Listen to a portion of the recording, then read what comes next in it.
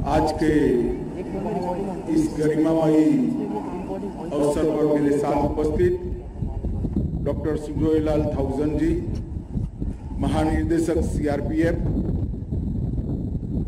दर्शक दीर्घा में बैठे हुए श्री अजय कुमार भल्ला जी, गृह सचिव भारत सरकार, श्री पंकज कुमार जी, उप राष्ट्रीय सुरक्षा सलाहकार, श्री अशोक जुनेजा जी, महानिदेशक छत्तीसगढ़ पुलिस, श्री कुलदीप सिंह जी, पूर्व महानिदेशक सीआरपीएफ, और आज सीआरपीएफ परिवार के उपस्थित सभी परिवारजनों, बच्चों और प्यारे जवानों, सबसे पहले सीआरपीएफ जैसे महान संगठन की 84वीं वर्षगांठ पर मैं देश भर में स्थित सीआरपीएफ के हर जवान को, हर अधिकारी को और उनके परिवारजनों को हृदय से बहुत बहुत बधाई और शुभकामनाएं देता हूं।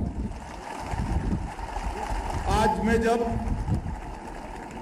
84वें स्थापना दिन के दिन बस्तर में यहां खड़ा होकर आप लोगों के बीच बोल रहा हूं, उस वक्त सीआरपीएफ के स्वर्णिम इतिहास को लिखते लिखते 2249 जवान वीर गति को प्राप्त हुए। मैं आज इस मंच से कृतज्ञ राष्ट्र की ओर से सीआरपीएफ के वो सभी 2249 जवानों को हृदय से श्रद्धांजलि देता हूं और उनके परिवारों जनों के साथ हमारी एकता और उनके साथ खड़ी रहने की प्रतिबद्धता को फिर से दोहराता हूं। इसके साथ साथ देश की आंतरिक सुरक्षा को निर्धारित करने हेतु अपनी ड्यूटी करते करते जो शहीद हुए हैं, ये देश भर के 36,000 से भी ज्यादा अलग अलग पुलिस बलों के जवान को भी मैं श्रद्धांजलि देकर मेरी बात की शुरुआत करता हूं। मित्रों, आज सीआरपीएफ की स्थापना और वामपंथी उग्रवाद की समस्या की शुरुआत के बाद पहली बार मैं देश के गृह मंत्री नाते गर्व से कह रहा हूं कि पहली बार सीआरपीएफ का स्थापना दिन यहाँ छत्तीसगढ़ में बस्तर के अंदर हम मना रहे हैं। ये हमारे लिए बहुत आनंद और गर्व का विषय है। उस मौके पर छत्तीसगढ़ क्षेत्र के अंदर वामपंथी उग्रवाद को समाप्त करने के अभियान का नेतृत्व करते हुए सीआरपीएफ के 763 जवानों ने अपना सर्वोच्च बलिदान दिया है। मैं वो सभी जवानों को मनपूर्वक श्रद्धांजलि देता हूं और उनके परिवारजनों को बताना चाहता हूं कि आज वामपंथी उग्रवाद के खिलाफ हमारी जो लड़ाई है, विजय के अंतिम पड़ाव पर जो खड़ी हुई दिखाई पड़ती है, इसकी नींव में आपके परिजनों के सर्वोच्च बलिदान का बहुत बड़ा योगदान है। उनके बलिदान से ही ये स्वर्णिम अक्षरों में विजय गाथा लिखी जानी है, इसका पूरे देश को संज्ञान है। मैं हृदय से उन सभी को नमन कर मेरी कृतज्ञता व्यक्त करता हूं। मित्रों, चाहे जम्मू कश्मीर का क्षेत्र हो, चाहे नॉर्थ ईस्ट की अशांति के खिलाफ लड़ना हो, चाहे वामपंथी उग्रवाद के क्षेत्र के अंदर पल पल सजग रहते हुए, वीरता प्रदर्शित करते हुए जवानों ने जान जोखिम में डालकर आदिवासियों तक विकास को पहुंचाना, हर क्षेत्र के अंदर सीआरपीएफ के जवानों ने अप्रतिम शौर्य और बहादुरी का परिचय देश की जनता के सामने और समग्र दुनिया के सामने देने का हमेशा काम किया। मैं आज इतना सुनिश्चित कह सकता हूं कि देश की आंतरिक सुरक्षा के इतिहास में सीआरपीएफ के इतिहास जो स्वर्णिम अक्षरों में लिखा गया है, वो आप सभी जवानों के साहस, शौर्य और बलिदान की भावना से ही अंकित हुआ है। मैं फिर से एक बार आप सभी को बहुत बहुत बधाई देना चाहता हूं। मित्रों, आज स्वतंत्र सेनानी उषा मेहता जी की जन्मतिथि है, उनको भी मैं शीश झुकाकर नमन कर कर आगे बढ़ना चाहूंगा। आज कार्यक्रम में सीआरपीएफ के अलग अलग 3 प्रोजेक्ट का लगभग 174 करोड़ रुपए के विकास कामों का लोकार्पण भी हुआ है और हल्बी भाषा में साप्ताहिक समाचार बुलेटिन भी आकाशवाणी ने शुरू किया। छत्तीसगढ़ के अंदर आदिवासियों की भाषा में पहला बुलेटिन, समाचार बुलेटिन शुरू करने के लिए मैं आकाशवाणी और दूरदर्शन को बहुत बहुत साधुवाद देता। इससे न केवल हमारी स्थानीय भाषाएं मजबूत होगी, इस क्षेत्र में रह रहे आदिवासियों को अपनी ही भाषा में देश और दुनिया में जो कुछ भी घटित होता है इसके समाचार सीधे मिल पाएंगे।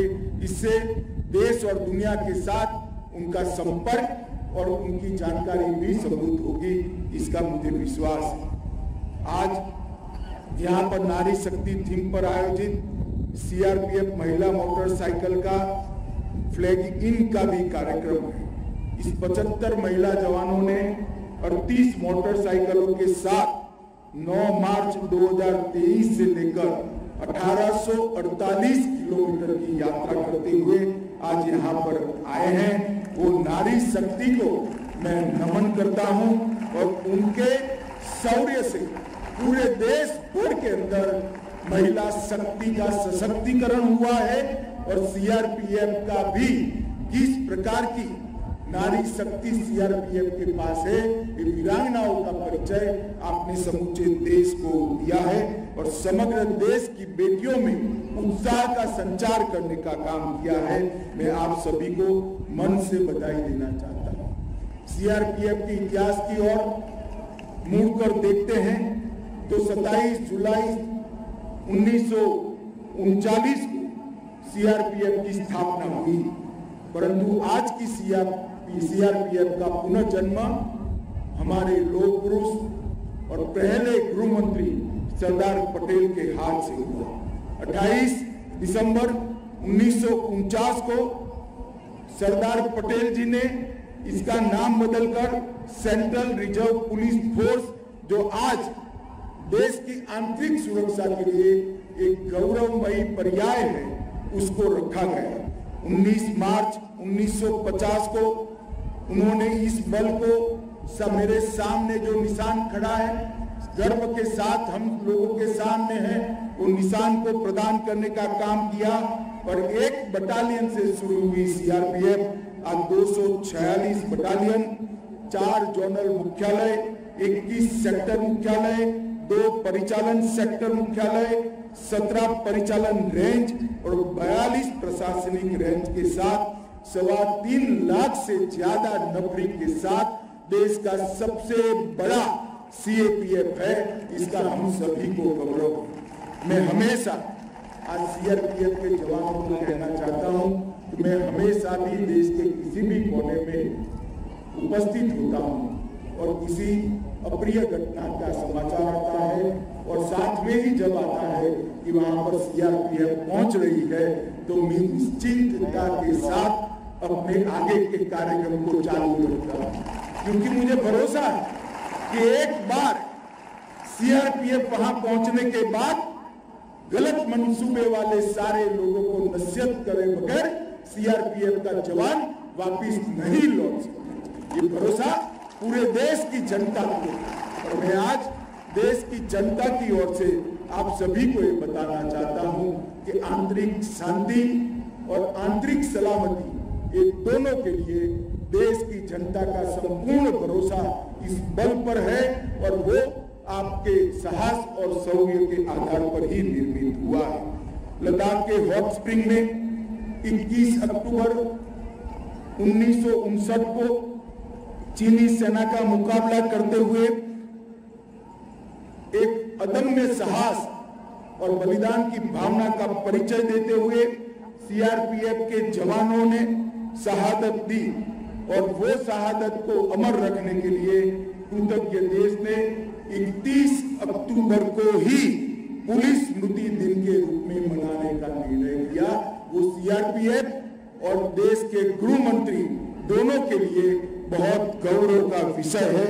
और आज नरेंद्र मोदी जी ने चाणक्यपुरी में भव्य राष्ट्रीय पुलिस स्मारक बनाकर हर 21 अक्टूबर को वहां शहीद पुलिस के जवानों को श्रद्धांजलि देने का कार्यक्रम और पूरे वर्ष देश भर के स्कूली बच्चों को देश भर में शहीद हुए वीर जवानों का परिचय कराने का एक स्मारक बनाया है, वो हम सब के लिए गर्व का विषय है।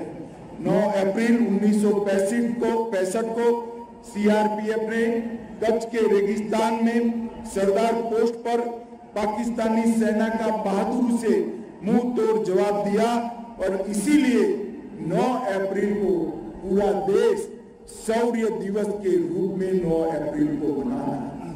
पुलिस दिन और शौर्य दिन दोनों सीआरपीएफ के अकाउंट में ही जमा हुए हैं। ये इस बल की बहुत बड़ी उपलब्धि। लोकतंत्र तभी जीवित रह सकता है जब इसकी सुरक्षा समर्पित तरीके से की जाए। देश के चुनावों को शांतिपूर्ण ढंग से अंजाम देने में बाकी सारे सीआरपीएफ को साथ में रखते हुए सीआरपीएफ का योगदान महत्वपूर्ण योगदान है। पिछले कई चुनाव सीआरपीएफ के जवानों ने हमारे लोकतांत्रिक प्रक्रिया का सुरक्षित रूप से निर्वहन करने की जिम्मेदारी निभाई है। ये पूरा देश इसको बड़ी विनम्रता के साथ इसको देख रहा है। मित्रों, लोकतंत्र के मंदिर संसद भवन, श्री राम जन्मभूमि अयोध्या, ये दोनों पर हुए आतंकी हमले को भी सीआरपीएफ के जवानों ने ही निरस्त किया और लोकतंत्र की सबसे बड़ी पंचायत हमारे गौरव संसद भवन को सुरक्षित रखने का काम भी सीआरपीएफ ने ही किया है। बल द्वारा सार्वजनिक बाइट नाम की मासिक पत्रिका वेबसाइट पर प्रकाशित की जा रही है। वो साइबर सुरक्षा पर जागरूकता बढ़ाने के लिए सभी संगठनों को प्रेरणा दे रही है। 2022 से सीआरपीएफ में सॉफ्टवेयर आधारित स्थानांतरण प्रणाली संतोष को भी लागू कर दिया है, जिससे ढेर सारे जवानों को जो अन्याय होता था नेग्लिजेंसी के कारण, वो अन्याय का निवारण हम टेक्नोलॉजी के आधार पर कर पाए। तो आज जब मैं बस्तर में खड़ा रहकर बोल रहा हूँ तब मैं इतना जरूर बताना चाहता हूँ कि हमने, हमारे सुरक्षा बलों ने वामपंथी उग्रवाद के खिलाफ विगत 9 सालों में एक मजबूत लड़ाई लड़ी और हर मोर्चे पर हमने विजय हासिल। उनको पीछे धकेलने में तो सफलता प्राप्त की ही है, परंतु साथ साथ जो वामपंथी उग्रवादी आदिवासियों के विकास के बीच में रोड़ा बने, न स्कूल वहां पहुंचती थी, न दूरसंचार वहां पहुंचता था, मोबाइल टावर नहीं बनते थे, रोड नहीं पहुंचते थे, सस्ते अनाज की दुकानें नहीं पहुंचती थी, फ्री ऑफ कॉस्ट चावल नहीं पहुंचता था, अस्पतालें नहीं बनती थी, स्कूलें नहीं बनती थी, कॉलेज का सवाल ही खड़ा नहीं होता था। ये सभी विकास कार्यों के आगे से विघ्न हटाने का काम और उसका यश किसी एक बल को जाता है, तो मैं देश के गृह मंत्री के नाते इसका संपूर्ण यश सीआरपीएफ के बहादुर जवानों को देना चाहता हूं। जहां जहां समस्या है वहां के स्थानिक पुलिस को साथ में रखा, उनकी भी हौसला अफजाई की, स्थानिक पुलिस में से वीर जवानों को जोड़कर एक अभेद शक्ति का निर्माण किया और सामंजस्य के साथ स्थानीय पुलिस को साथ में रखते हुए सीआरपीएफ ने अपने संगठन कौशल का भी परिचय दिया। और आज हम यहाँ पर शान से खड़े होकर 84वीं वर्षगांठ मना रहे थे, वो उसी का परिणाम है कि आपने स्थानीय पुलिस को साथ में रखते हुए इस क्षेत्र के अंदर शांति की स्थापना के लिए आपकी वीरता से विजय के झंडे गड़े। वामपंथी उग्रवाद संबंधित हिंसाओं को 2010 के उच्चतम स्तर से नाप ले तो 76% की कटौती और घटने की घटना हम देख रहे हैं। 2010 के मुकाबले में जान गंवाने वालों में लगभग 78% की कटौती नजर में आती है। ये वामपंथी उग्रवादी अंतर्राज्यीय सीमाओं का लाभ न उठा पाए, इसलिए सीआरपीएफ ने ज्वाइंट टास्क फोर्स भी अलग अलग राज्यों की पुलिस के साथ रचा। न केवल ज्वाइंट टास्क फोर्स रचा, ज्वाइंट कैंप्स भी बनाए और ट्राई जंक्शन पर अच्छे तरीके से सुरक्षा को प्रस्तावित करने का काम किया है। मैं आज यहाँ पर खड़ा हूँ, तब मैं ये बात जरूर बताना चाहूंगा देश की जनता को, इस परेड के माध्यम से पूरा पहाड़ और चक्रबंधा और पारसनाथ, ये ट्राई जंक्शन को आज पूर्णतया वामपंथी उग्रवाद से मुक्त कर देश की मुख्य धारा में लाने का काम समाप्त हो चुका। सालों से जहां कोई घुस नहीं सकता था, आज वहां पर विकास के सारे पैरामीटर्स जमीन पर उतरते हुए नजर आते हैं। बिहार में और झारखंड में सुरक्षा का वैक्यूम समाप्ति की ओर है। ये हमारे सीआरपीएफ के वीर जवान और पुलिस के संयुक्त पराक्रम के कारण ही हो चुका। वामपंथी उग्रवादियों की फंडिंग को, स्रोत को रोकने के लिए एनआईए और ईडी द्वारा भी अनेक प्रकार के केस दर्ज कर हम कठोर कार्यवाही कर रहे हैं। हमारी सरकार ने विकास की जो गंगा बहाई है, वो अब वामपंथी उग्रवादी क्षेत्रों के अंदर बेरोक टोक पहुंच रही है। विकास के लिए स्वीकृत 70,000 किलोमीटर सड़क में से 11,000 किलोमीटर सड़क बनना समाप्त हो चुका है। 2343 मोबाइल टावर लग चुके हैं, उसको 4G में कन्वर्ट किया जा रहा है। एकलव्य स्कूल को प्रायोरिटी एरिया में खोलने का काम बेरोक टोक चल रहा है। 1258 बैंकों की ब्रांच केवल 5 साल में खोली गई है। 1348 एटीएम खोले गए हैं। स्किल डेवलपमेंट स्कीम के तहत 47 ITI और 68 SDCS स्किल डेवलपमेंट सेंटर्स खोलने का काम भी पूरा हो चुका है। ये बहुत बड़ा विकास का बयान इस क्षेत्र के अंदर भारत सरकार, सीआरपीएफ और लोकल पुलिस का जो संयुक्त प्रयास है, इसके कारण हम ला चुके हैं। ट्राइबल यूथ एक्शन प्रोग्राम के तहत 4000 बच्चों को मेन स्ट्रीम गतिविधि का परिचय कराने के लिए देश के अन्य हिस्सों में ले जाया रहा है और वनवासी आदिवासियों के वन अधिकारों के लिए 10 राज्यों में 34 लाख दावों में से 18 लाख दावों का निपटान ये शांति के कारण हम सुरक्षित रूप से कर रहे हैं।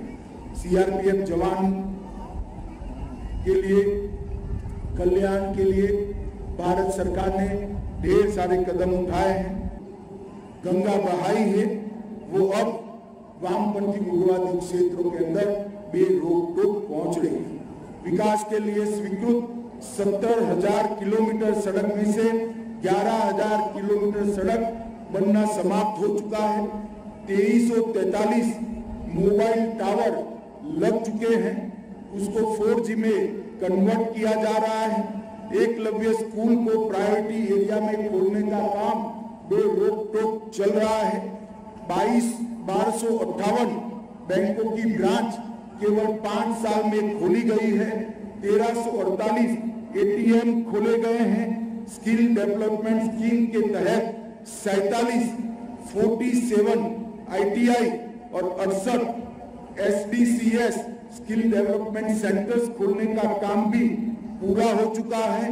ये बहुत बड़ा विकास का बयान इस क्षेत्र के अंदर भारत सरकार, सीआरपीएफ और लोकल पुलिस का जो संयुक्त प्रयास है, इसके कारण हम ला चुके हैं।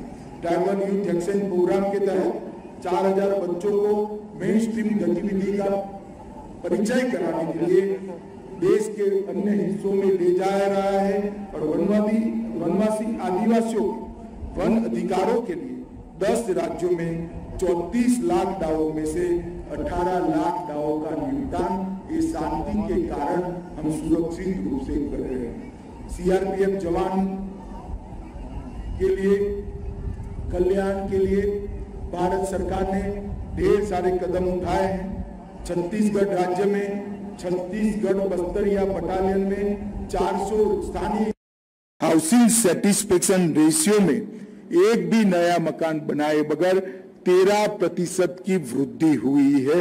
ये बहुत बड़ी टेक्नोलॉजी के उपयोगिता का उदाहरण है। प्रधानमंत्री छात्रवृत्ति योजना के तहत हर माह 3,000 रुपया लड़कियों के लिए और लड़कों के लिए 2,500 रुपया जारी किया जा रहा है और केंद्र सरकार की सीटों में 26 MBBS और 3 BDS सीटों का आरक्षण भी सशस्त्र बलों के लिए करने का काम भारत सरकार ने किया है। मित्रों, आज मैं जब यहाँ आया हूँ तब आपके गौरवमयी इतिहास से पूरा देश आपको बड़ी आशा और संतुष्टि के साथ देख रहा है। मैं CRPF के जवानों को यही कहना चाहता हूं कि प्रधानमंत्री जी के नेतृत्व में केंद्र सरकार आपके हर दुख के अंदर, आपकी हर सुविधा के अंदर उसको कम करने के लिए आपके साथ खड़ी है। देश की जनता गर्व के साथ, संतोष के साथ और आशा के साथ देश की आंतरिक सुरक्षा के लिए आपके सामने आस लगाकर देख रही है। जिस प्रकार का 84 साल का गौरवमयी इतिहास है, उसी इतिहास को आप दोहराते रहेंगे और सुदृढ़ करेंगे और संपूर्ण वामपंथी उग्रवाद के सफाये तक इस क्षेत्र के अंदर हम तन्मयता के साथ मां भारत की के लिए काम करते रहेंगे। यही आप सभी से अपेक्षा है। वंदे मातरम। भारत माता की जय।